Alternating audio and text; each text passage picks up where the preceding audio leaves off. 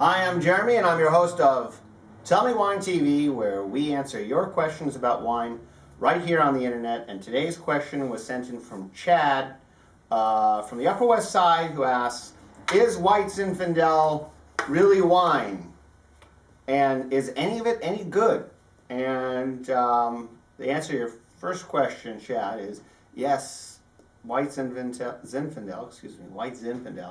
is wine. Is any of it any good? I don't think so. I shouldn't say that. White Zinfandel has played a very important role in American wine consumption history.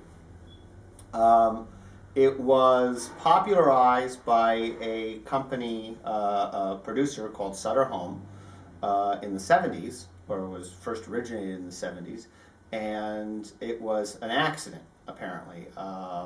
Some juice was set aside where something went awry with the fermentation, and the winemaker went to try it and liked it, and they bottled it. And I'm not sure Zinfandel was particularly popular at the time, so my understanding is they originally called it white Cabernet.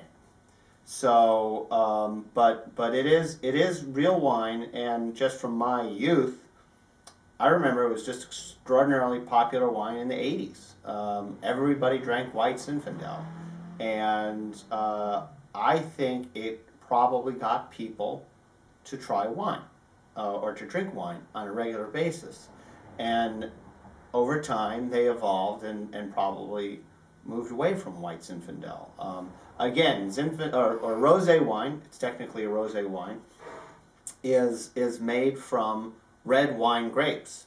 And it's where the skins of the wine have been permitted to stay in contact with the juice for a certain amount of period of time to provide a pink coloration. So when you look at the back of a bottle of rosé, we should have one somewhere, it will undoubtedly list red wine grapes. So from Provence, much of the rosé, and that's really where rosé is most famous, I would say, comes from grapes like, thank you, Syrah and Grenache. Though this isn't from Provence. It's okay, this is fine. Those are two big grapes, Syrah and Grenache, and yet it makes this, nice pink wine. But we're sticking with here's another one. You can see the different shades of pink. This one's a little browner than pink, but we'll get to that later. So these winemakers decided to leave the grapes different levels of contact, I guess. But anyway, so getting back to White Zin, I really think White Zinfandel has played a role, and it is made from Zin grapes, that it helped popularize wine drinking in America. Now this is an example from Beringer, which is one of the huge houses, and we'll just try it. We'll see if we like it. This is an older example. Something's wrong with the cork. So it's not going to be the freshest. This is one of those wines, not unlike a wine we tried in the past, which probably should be consumed young. Okay. No bubbles yet.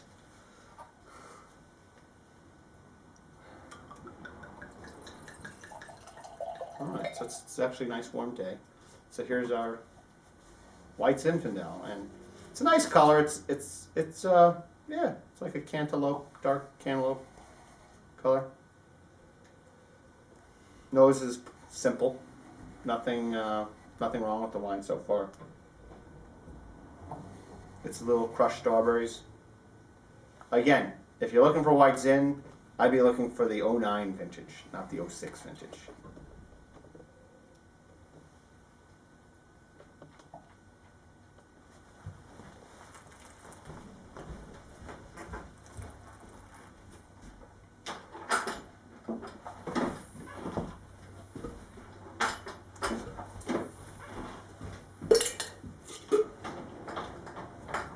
not poison, but it's nothing I would drink.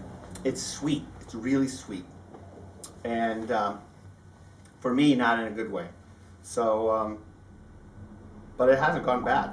So kudos to Beringer for making a white Zin that can last a couple of years. I think White Zinfandel probably is characterized as sweet wine, or generally sweet. But it's I would rather have you drink rosé, real rosé. I shouldn't say real rosé. It's part of American winemaking history. Again, it's helped popularize wine drinking in a very important way. It probably tastes better over ice or in sangria.